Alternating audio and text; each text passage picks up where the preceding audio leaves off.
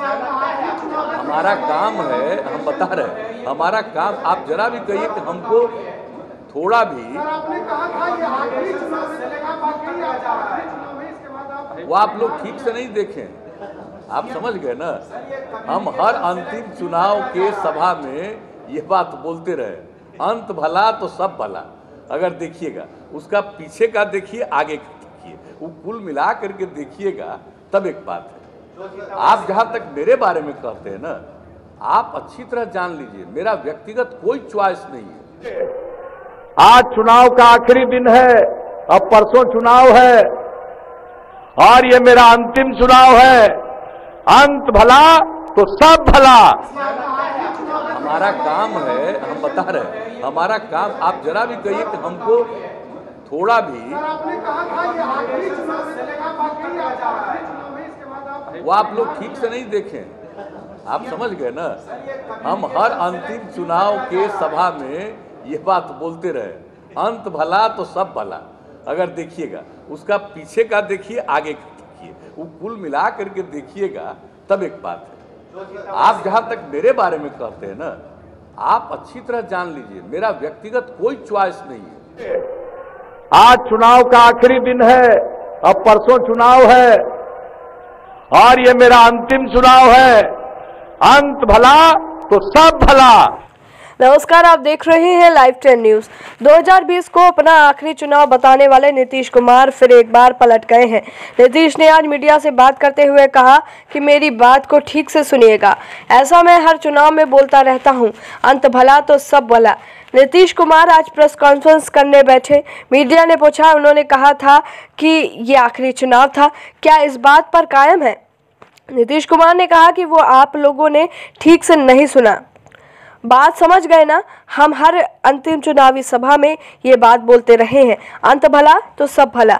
जाहिर है नीतीश कुमार ने साफ कर दिया कि ये चुनाव उनका आखिरी चुनाव नहीं था। प्रेस कॉन्फ्रेंस के दौरान उन्होंने पत्रकारों को वो भाषण सही से सुनने की नसीहत दे दी जिसमें उन्होंने आखिरी चुनाव होने की बात कही थी। नीतीश कुमार ने 5 नवंबर को पूर्णिया के धमदाहा में चुनावी सभा को संबोधित करते हुए कहा था कि आज चुनाव प्रचार का आखिरी दिन है और परसों चुनाव है और ये मेरा अंतिम चुनाव है, अंत भला तो सब भला। सुनिए नीतीश कुमार ने क्या कुछ कहा है। हाथ में ताकत थी, जनता मालिक है और जनता का निर्णय हो गया, पुनः एनडीए को बहुमत प्राप्त हुआ है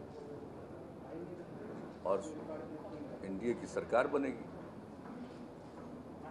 हम लोग तो सब दिन से कहे हैं कि भाई जनता मालिक है, उनको करना है।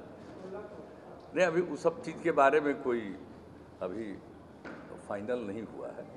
अभी तो आज तो चुनाव आयोग ने ही लिस्ट सबमिट किया होगा गवर्नर साहब को, तो वहाँ पर जब लिस्ट सबमिट होगा इसके बाद बाजाब्ता ये जो हाउस है अभी एग्जिस्टिंग, इसका तो 29 तारीख तक है, इसलिए बीच में ही अगर करना है तो उसको डिजॉल्व हर बार करना पड़ता है, उसके बाद ही कोई नई सरकार बनती है, शपथ ग्रहण होता है। तो इस सब में प्रोसेस जो भी 1-2 दिन का लगेगा, 3 दिन का लगेगा, अभी डेट नहीं तय किया गया है। सर, आप कह रहे हैं नई सरकार बनती है, जबकि प्राइम मिनिस्टर ने कल कह दिया है कि नीतीश कुमार के नेतृत्व में एनडीए की सरकार बनेगी। ये तो वही ना कहेंगे, कोई दूसरा कौन कहेगा। एनडीए की बैठक होगी और उसमें औपचारिक रूप से निर्णय होगा। तो जो बैठक वही बता रहे हैं कि अभी 1-2 दिन के बाद ही ना हो पाएगा। छठ के बाद नहीं, अभी नहीं तय हुआ है, दिवाली के बाद कि छठ के पहले कि छठ के बाद ये तय नहीं हुआ। आज ही लोग आए हुए थे, कल फिर हम लोग बातचीत करेंगे आपस में, सब लोग जो है चारों घटक दल के लोग कल मिलेंगे। वैसे हम लोगों की मुलाकात सब लोगों से हो चुकी है, लेकिन एक साथ बैठना चाहिए। तो कल संभावित है कि हम लोग आपस में बातचीत करें, औपचारिक मीटिंग तो उसके बाद हो, माने विधानमंडल दल की बैठक तो उसके बाद होगी एनडीए की, लेकिन कल चारों घटक दल के लोग आपस में बैठ के बातचीत करके ही एक-एक चीज तय करेंगे कि किस दिन क्या करना है। तो अभी क्या मंत्री की संख्या का तय है, जो लिमिट किया हुआ है कॉन्स्टिट्यूशन के हिसाब से, तो मंत्री की संख्या तो वही होगी। अब कितने मंत्री पहले दौर में बनते हैं, उसके बाद बनते हैं, ये सब तो बात की चीज है।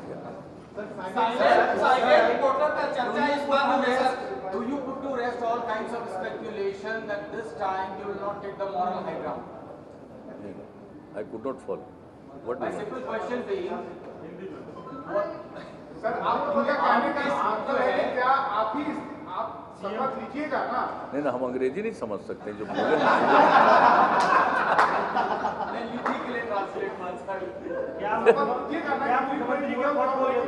ये एनडीए की बैठक में तय होगा ना, ये तो एनडीए की बैठक होगी, उसमें ना निर्णय होगा कि एनडीए का कौन नेता होगा। उससे आप खुश हैं? जो रिजल्ट आया है उससे आप खुश हैं? क्योंकि आपके चेहरे पे, आपके नाम पर, आपके नेतृत्व में चुनाव लड़ा गया और आप सबसे कम सीट लाए।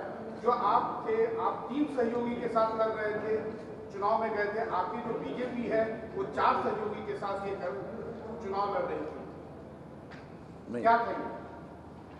नहीं, जो चुनाव हुआ है, इस चुनाव में जो परिणाम है और हम लोगों की सीट का जो कुछ भी है वो हम लोगों ने जो देखा है, एक एक चीज़ का और पूरा विश्लेषण हो रहा है, तो उसको देखा गया है कि किस तरह से हम लोगों के सीट पर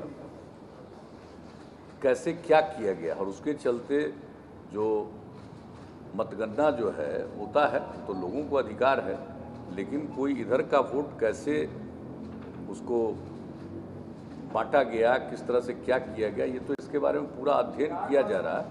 लेकिन कई समाचार पत्रों ने और मीडिया के लोगों ने भी देख करके बता दिया है कि जो जेडीयू कितने सीटों पर अलग अलग बोले हैं लोग, और उसको हमारे पार्टी के लोग भी और सब लोग गठबंधन के लोग भी देख रहे हैं, ये अपने एनडीए के राष्ट्रीय जनतांत्रिक गठबंधन, ये लोग भी देख रहे हैं और पार्टी के लोग भी देख रहे हैं कि कहाँ क्या हुआ है एक एक सीट के बारे में। और ये बात तो सही है, हम तो बिल्कुल, हम लोग तो अपना अभियान चलाते हैं और पूरे एनडीए के लिए अभियान चलाते हैं, लेकिन अगर कोई किसी के द्वारा सिर्फ उसके यहाँ कोई कैंडिडेट नहीं है, लेकिन खोज करके, ख़ास तौर पर जहाँ मुख्यतः हम लोगों के क्षेत्र थे, वहाँ पर ऐसे लोगों को खड़ा करके वोट को काटा गया है, तो ये तो दिख रहा है। और ये तो मीडिया के लोग भी एक एक बात का अध्ययन करके अलग अलग तरीके से लिख ही रहे हैं। इलेक्ट्रॉनिक्स के मार्केट में धूम मचाने आ गया है आपके शहर सिवान में आरबी लाइट हाउस, जहां पर आपको मिलेगी हर प्रकार की नंबर 1 ब्रांडेड आइटम, जिसमें झूमर, wall lamp, bed lamp, gate lamp, झालर बत्ती, मॉड्यूलर स्विच, सरफेस लाइट के साथ साथ अन्य सभी प्रकार की फैंसी इलेक्ट्रॉनिक आइटम्स सस्ते और उचित दामों पर उपलब्ध हैं। तो फिर देर किस बात की, आज ही आइए आरबी लाइट हाउस, बड़ी मस्जिद के पीछे, कागजी मोहल्ला रोड, सिवान। हमारा संपर्क नंबर है 7091318455।